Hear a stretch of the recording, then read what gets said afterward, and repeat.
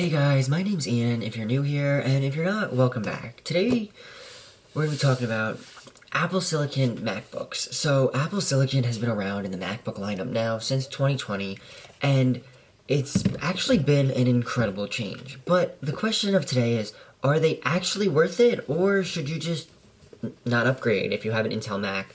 Or if you're coming from a Windows computer, is the experience going to be that much of a difference? And I have to say, as someone who has used an M1 Pro 14-inch MacBook Pro since 2022, this thing has absolutely been amazing and honestly blows my Intel MacBook to shame. Now, my Intel MacBook was a Core i5 2017, and this is a 2022 MacBook Pro with an M1 Pro chip. So, it's not comparing apples to apples, but with my MacBook Pro that was Intel, the experience was so slow and the fans were constantly running that as someone who was just using the Mac for simply just browsing on Safari or Google Chrome, seeing that the fans would kick on and the computer would sound like a jet engine after doing absolutely nothing on it was something that always annoyed me from the get-go with using the MacBook, because of the fact that the fan was kicking on when the computer didn't need it, and the fan was always on to the point where it was so loud that it didn't seem to do much as the computer just kept getting hotter and hotter. Now, macOS has been absolutely great. We're currently on Sonoma, and I've used it now for the past 7 years, and as a macOS user who came from Windows, the 7 years that I've been with macOS has been so much smoother than when I was with Windows, as Windows was very buggy and just kind of, you would do one thing on Windows and then it would break something else, and then when you would try to fix what you broke, you then just would break other things, and then it just all would kind of pile up and just become this whole mess, whereas macOS has been so streamlined and so integrated into the Apple ecosystem that it almost makes the experience so much better.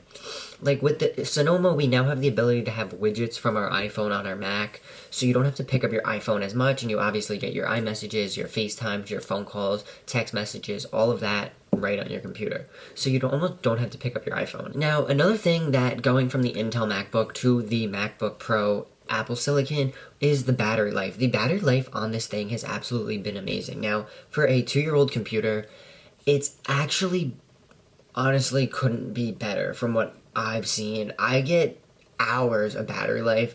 I could probably go 2-3 days without charging this, and I have. Now, my Intel MacBook, if I didn't charge it almost every day, it would pretty much be dead, and there was one day I think I used it for about 8 hours straight, and it died on me about 6 hours in, but I needed to use it for the full 8 hours. This MacBook with the Apple Silicon doesn't have that problem. It can go for days, and I'm being honest with you, I've had this thing for 2 years now, and it only has 116 charge cycles, and that's actually pretty good for a 2-year-old computer, and I use this thing every day. So the fact that there aren't more charge cycles, I was actually shocked by, because my iPhone 15 Pro Max has more charge cycles than this MacBook Pro does, and the iPhone 15 Max is only about 5-6 months old at this point, so don't understand how I'm using my MacBook less, but it's actually because of the fact that I know I can pick up my MacBook at 70% and be able to do everything I need to do and not have to make sure I'm at that 100% like I have to with the iPhone right now. With Apple Silicon, we also got redesigned MacBooks. We got the brand new MacBook Airs, the brand new MacBook Pro design, and I have to say, I'm absolutely loving the design. Now, while this MacBook Pro is definitely a lot thicker than my 2017 one,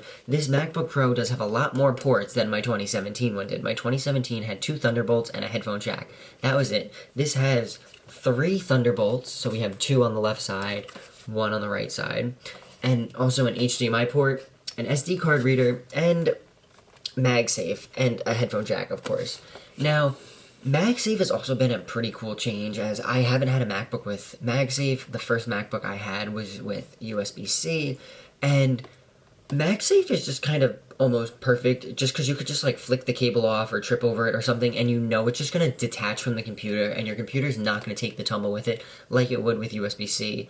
It's similar to that of the iPhone, how you can just literally like attach an accessory and then just push it off when you don't want to use it. It's the same thing, and you don't have to worry about taking everything else with you, which is pretty cool. And now, because Apple is in charge of manufacturing the Apple Silicon chips, they're also able to tune in the software a lot better than they were with Intel chips and allow the MacBook to run more smoothly. So going back to that software where I said, all of the features kind of work together, it's all because of the Apple Silicon chip, and Apple is designing the software as well. It's the same thing like with the iPhones, how the software and the chips work so well together, and then the iPhone experience is always fast and smooth. As this MacBook has run Monterey, Ventura, and now Sonoma, and seeing how all of those software updates 3 years in so far haven't really taken a toll on this MacBook, similar to that as they have with my other MacBook Pro, as taking the toll on my MacBook Pro with Intel, I had to reset the hard drive, I felt like every other year or so, just to get it working faster again, because it got to the point where it was just so slow. If you're looking to upgrade from a Windows computer or even a Mac with Intel, you won't be disappointed with how well they are. Now, Apple's also made these MacBooks cheaper, as when I got my first Intel MacBook, it was $1,700, and this MacBook Pro was only $1,500, and I did spec it up, so it's not the traditional one you can buy straight from the store. I spec'd it up. I believe I added in more RAM, and I also got a bigger storage, and being able to spec it up and still get it cheaper than my Intel MacBook that had 256 gigs of storage, an Intel i5 chip, is kind of impressive to me, because of the fact that all of these things work hand in hand together, and if you kind of cheap out in one department, you're kind of cheaping out in everything, and the Apple Silicon doesn't do that. Now, no matter what MacBook you get with Apple Silicon, you won't have to worry about it being slow or laggy, as the designs of all of them is actually pretty nice, and overall, they're absolutely gorgeous pieces of technology, as they just work. And that's one of the things I love about the Mac line. But let me know with a comment down below if you used a MacBook with Apple Silicon, or if you haven't, and essentially why or why not you might want to switch, because it's actually a very interesting case, I feel like, for everyone, as I create content and I use my MacBook as my main device, and it's been absolutely great. But I'll talk to you in the next one. Peace.